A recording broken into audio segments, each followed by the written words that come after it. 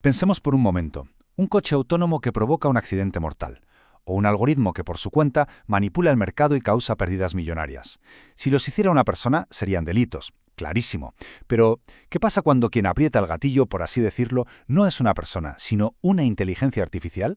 Pues esta es la pregunta del millón, la que está volviendo locos a juristas de todo el mundo. Y a lo largo de este análisis vamos a intentar descifrar este misterio, este thriller legal, para entender por qué nuestras leyes, que fueron pensadas para humanos, se quedan cortas ante un criminal que no lo es. A ver, para empezar, tenemos que entender una cosa que es fundamental. Todo nuestro sistema de justicia, todo el derecho penal, se levanta sobre una idea muy clara. Una idea que hoy, con la IA, empieza a tambalearse. La palabra clave aquí, la que lo cambia todo, es humano. El derecho penal da por hecho que detrás de cualquier delito hay una voluntad, una intención o como poco una negligencia, humana. Una máquina, por definición, no tiene voluntad, no tiene conciencia. Y ahí, justo ahí, es donde empieza el lío. Pero ojo, que esto de tener un autor que no es una persona no es algo 100% nuevo. Durante siglos existió un principio legal muy parecido, este que vemos aquí. Básicamente decía que las empresas, como no son personas de carne y hueso, pues tampoco podían cometer delitos. No tenían una mente para ser culpables, ni un cuerpo para meter en la cárcel. Y aquí está lo interesante. El derecho se buscó las mañas y encontró una solución. Creó una especie de ficción legal. Un truco para tratar a la empresa como si fuera una persona y así poder pedirle cuentas. Este precedente es el punto de partida para muchos que ahora se preguntan, ¿y si hacemos lo mismo con la IA? Pero como vamos a ver, el reto es muchísimo mayor. Vale, ahora vamos a meternos en el por qué esta tecnología lo rompe todo. La razón por la que una IA no es como un martillo, ni siquiera como una gran corporación, es por su capacidad de actuar por sí misma, de forma autónoma. Para entender cómo funciona, podemos quedarnos con estos 3 pasos. Primero, percibe el mundo con sus sensores. Segundo, procesa todos esos datos y aprende. Y tercero, y aquí viene el punto crítico, actúa. Es en ese último paso, en esa capacidad de tomar decisiones por su cuenta, donde la cadena de la responsabilidad se empieza a romper.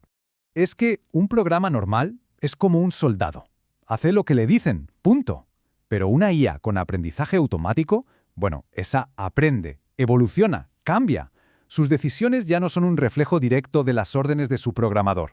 Se convierte en lo que llaman una caja negra. Sabemos que entra y que sale, pero lo que pasa dentro a menudo es un completo misterio. Y esto nos lleva directamente al corazón del problema, a lo que los expertos llaman la brecha de responsabilidad. Hay un daño, un delito, pero la conexión con una persona, con una intención humana, se ha perdido en ese laberinto de algoritmos. Tenemos un crimen, sí, pero el rastro del criminal se enfría en los circuitos. Entonces, si tenemos esta brecha, ¿cómo la cerramos? El derecho nos obliga a encontrar a un responsable, así que como si fuera una investigación policial, vamos a poner en fila a los sospechosos de este caso. Y en el banquillo tenemos a unos cuantos. Está el programador que escribió el código, el usuario que usó la IA, la empresa que la desarrolló y se lucra con ella, e incluso la propia IA. En teoría, cualquiera podría tener algo de culpa, pero como veremos, decir que uno de ellos tuvo el control total es casi imposible. Pensemos en el programador. ¿Es el padre de la criatura? Sí, pero si la IA aprendió sola a hacer cosas que él nunca programó y que además era imposible prever, ¿hasta qué punto es él el culpable del resultado final? Luego está el usuario, el que le dio al play, por así decirlo. Pero si la herramienta que usa empieza a tomar decisiones por su cuenta, a veces de forma totalmente inesperada, ¿podemos decir que esa persona controlaba la situación? Su control, si lo tiene, es muy limitado. La empresa que la creó parece un sospechoso bastante claro, siguiendo el modelo que ya vimos antes. Pero otra vez, si la acción dañina no era un objetivo de la empresa, sino un resultado raro e imprevisto del sistema, culparlos directamente es muy complicado. Y es que todo vuelve a este concepto legal clave, el dominio del hecho. Para ser el autor de un delito, tienes que tener el control real, efectivo, sobre lo que pasa. Con una IA que actúa por su cuenta, ese control se diluye, se reparte entre todos, y al final parece que no lo tiene nadie. Con este panorama, está claro que las viejas recetas no nos sirven. Necesitamos ideas nuevas. Y los expertos en derecho ya están debatiendo varias soluciones posibles para que estos daños no se queden sin respuesta, sin que nadie se haga cargo. Básicamente hay 3 grandes caminos sobre la mesa. El primero, adaptar lo que ya conocemos de las empresas. El segundo, mucho más atrevido, crear una figura legal completamente nueva para la IA. Y el tercero, volver al principio de todo y buscar la culpa en la programación, en la intención o la negligencia de quien la creó. La primera opción es la más conservadora, la más fácil. Sería aplicar, por comparación, lo que ya hacemos con las empresas. Se sancionaría a la compañía que está detrás de la IA, con multas o con la obligación de poner más controles para que no vuelva a pasar. La segunda vía, en cambio, es mucho más radical.